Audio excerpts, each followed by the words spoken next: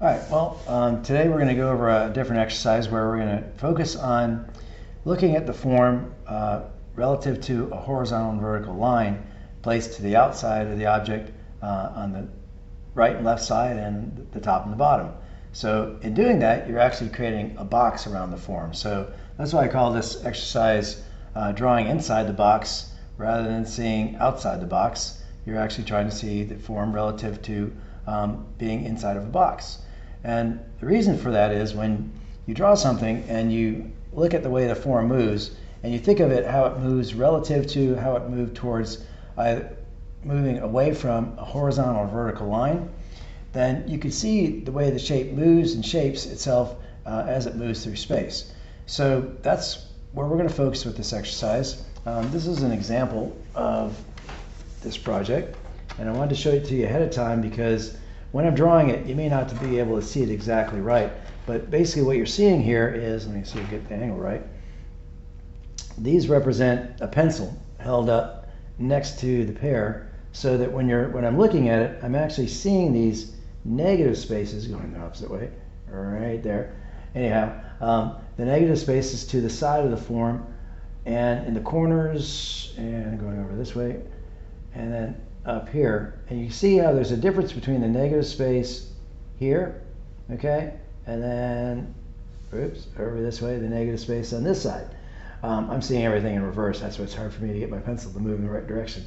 So, and you see how I've shaded that in. I actually drew this whole thing without actually drawing the pear itself. I just drew the negative space around it because it's easier to tell, what that shape is than it is the pear itself. It's easier to see an abstract space than it is a positive shape. And so again, I'm going to go through this process. I'm going to switch to a different camera angle and I'm going to record it separately. So there's going to be several different recordings showing you first me telling you about it, then me actually doing it, and then one last one where I review what we just did. All right, so again, we're going to be working with looking at the form. We're going to be measuring, and one of the ways that you measure is you use your pencil and you hold it out in front of you. And let's see, this is too close.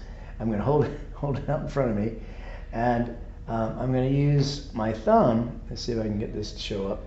My thumb to move across the pencil as I'm looking at how this side of the pencil lines up. Like say I'm trying to measure my head.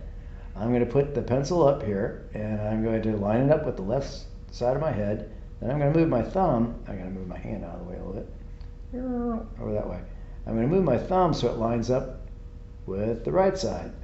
Then if I take that measurement and I turn it up, get it lined up with my chin, you can see the top of the pencil goes to the top of my glasses.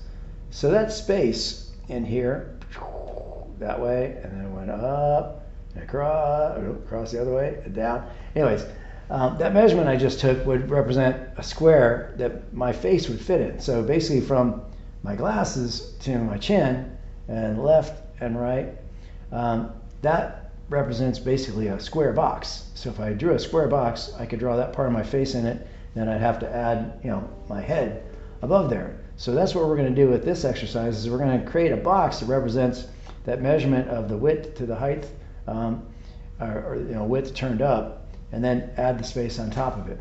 And it sounds kind of tricky. It kind of very tricky to explain, and doing it in class is tricky enough. With you guys being at home, it's even trickier. So I'm going to do my best to explain it, and when you watch the video, I'm going to review this. I may try to meet with you guys again tomorrow. I signed on today, nobody signed on. So maybe after watching this, tomorrow you may want to meet with me. I'm going to set up a meeting for 11:30 tomorrow, and we'll see what happens. All right? Okay.